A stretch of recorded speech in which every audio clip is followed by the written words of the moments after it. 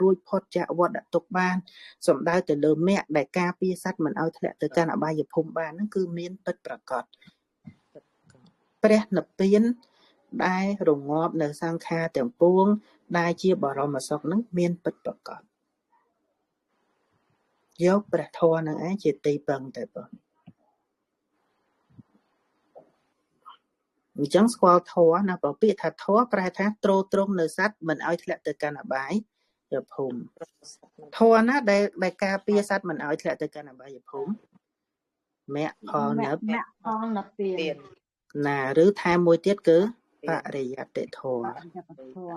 ដែលយើងបានសិក្សាហើយរៀនហើយបានបប្រតិបត្តិតាមរៀនហើយអត់បប្រតិបត្តិមិនទៅបងគ្រាន់បើជាងអត់រៀនហ្នឹងហើយយើងក៏ដាក់ស្មាសូនព្រោះយើងរៀនហើយយ៉ាងណាក៏យើងបានស្ដាប់បានយល់ខ្លះៗដែរត្រូវទេបងកណាហ្នឹងហើយឥឡូវស្គាល់ធម៌ហើយ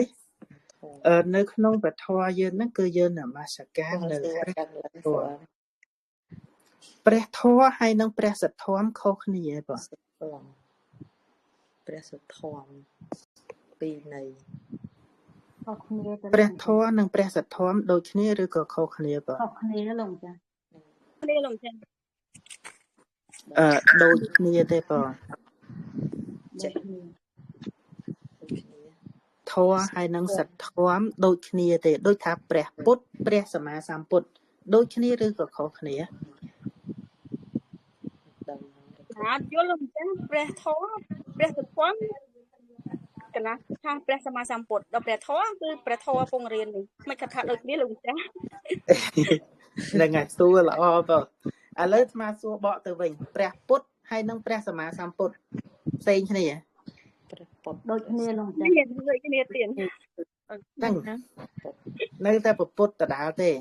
ចុះយើងហៅថាព្រះមានប្រភិព្រះភគវ័នអីនោះនៅតែពុទ្ធដដែលឯងកណាដដែលហើយព្រះតថាគតព្រះព្រះអង្គពនាមថាអរហង្គអីទៀតអញ្ចឹងទាំងអស់ហ្នឹងជាឈ្មោះរបស់ព្រះអង្គព្រះធម៌មានប្រមាណយ៉ាងមិញបងពីរយ៉ាងព្រះធម៌មានយ៉ាងមាន9មគ្គផលមគ្គ4ផល4និព្វាន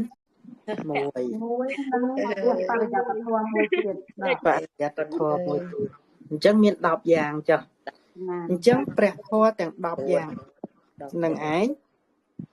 បានឈ្មោះពិសេសមួយទៀតថាជាព្រះសទ្ធម្មបើយើងប្រើពាក្យសទ្ធម្មប្រែថាធម៌របស់សប្បុរសតាបានទេបងសប្បុរសមនុស្សល្អឬក៏មនុស្សអាក្រក់មនុស្សល្អ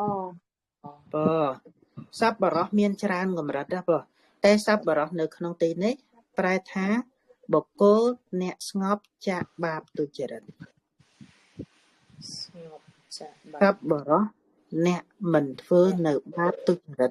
អញ្ចឹងអ្នកណាគេដែលមិនធ្វើនៅបាបទុច្ចរិតព្រះអរិយបុគ្គលព្រះអរិយបុគ្គលអ្នកមិនធ្វើបាបទេព្រះសោតាបានមានសពបរិសុទ្ធនឹងតែមក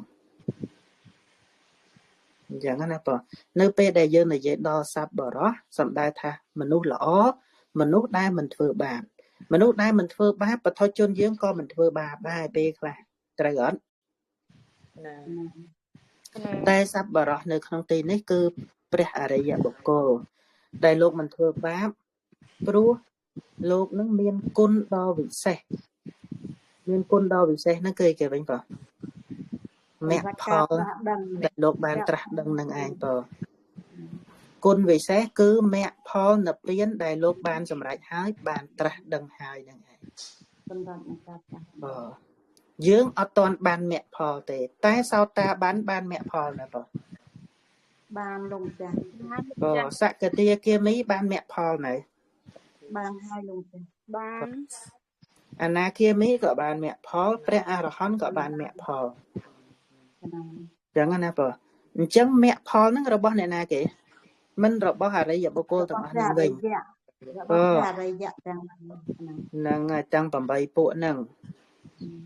ធម៌ហ្នឹងគឺជាធម៌របស់បុគ្គលអ្នកមិនធ្វើបាបអ្នកស្ងប់ចាក់កិលេសហ្នឹងទៅអញ្ចឹងក៏ឈ្មោះថាព្រះសទ្ធមអញ្ចឹងមគ្គផលនិព្វានហ្នឹងជាធម៌របស់មនុស្សសាមញ្ញឬក៏ថាជាធម៌របស់សត្វបរោះអ្នកមិនធ្វើបាប ធម៌របស់អ្នកសប្បុរសទេមិនធម៌សាមញ្ញទេជាធម៌របស់សត្វបរោះអ្នកមិនធ្វើបាប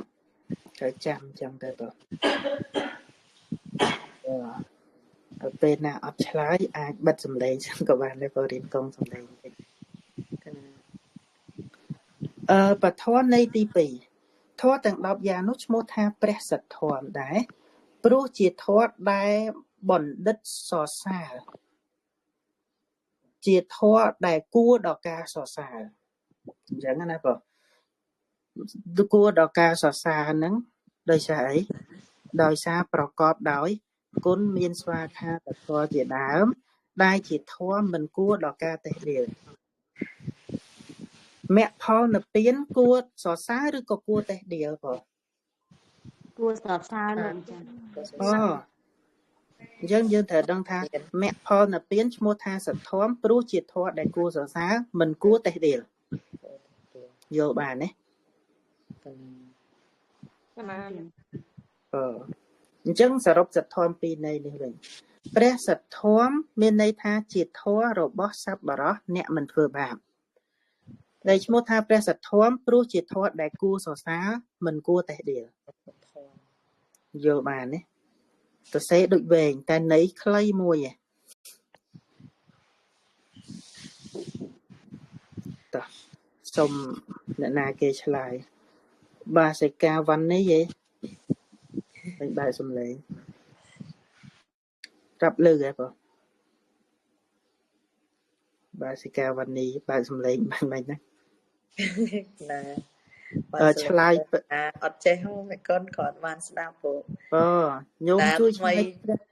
ព្រះសទ្ធមពីនៃមានន័យថាម៉េចមិញ